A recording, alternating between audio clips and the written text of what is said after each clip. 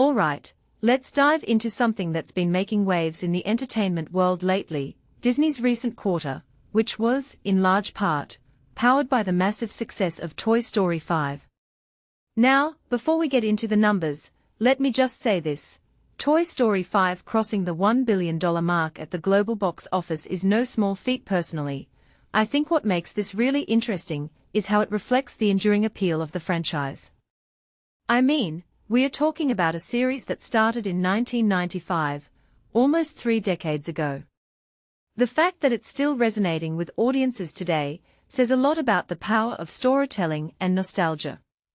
But here's the thing, it's not just about the box office. Toy Story 5 also boosted viewership of the older films on Disney Plus and drove merchandise sales. If you take a step back and think about it, this is a masterclass in how to leverage a franchise across multiple revenue streams. It's not just a movie, it's a cultural phenomenon that keeps on giving. Now, let's talk about Disney's theme parks, because they played a huge role in this quarter's success too. The Experiences division, which includes the parks, cruise line, and merchandise, saw a 20% jump in operating income. But here's where it gets a bit nuanced. While domestic parks saw a 27% rise in operating income, international parks actually declined by 13%. What many people don't realize is that this disparity is closely tied to broader trends in global tourism. International tourism to the US has been on the decline, and Disney's numbers reflect that. From my perspective, this raises a deeper question. How much can Disney rely on its domestic audience to sustain growth in the long term? It's a balancing act, and one that's becoming increasingly tricky in a globalized economy. Another detail I find fascinating is Disney's new deal with TikTok. The company announced a partnership to bring Disney-focused fan-created content from TikTok to the Disney Plus app. On the surface, this might seem like a small move, but I think it's actually quite significant.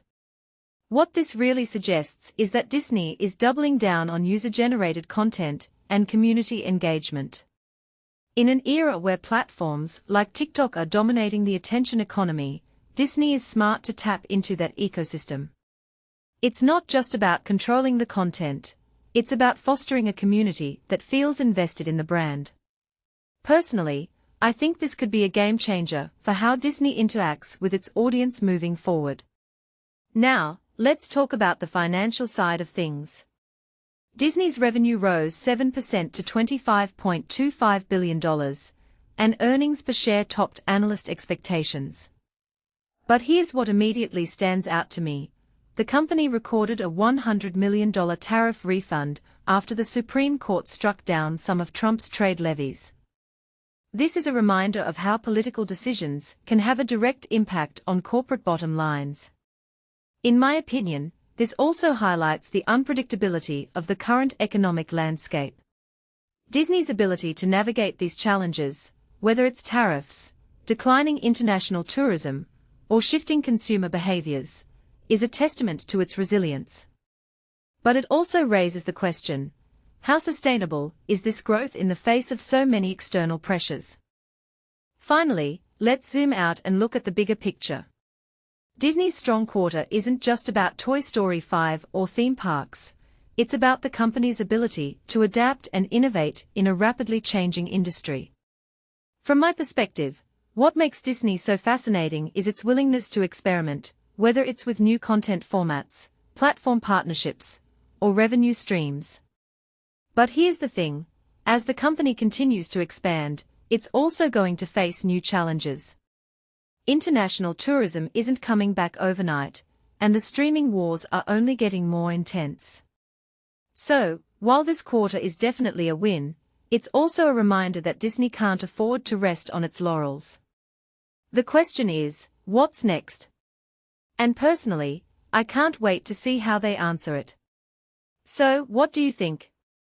Is Disney's strategy sustainable, or are they facing challenges that could derail their momentum? Let me know in the comments below.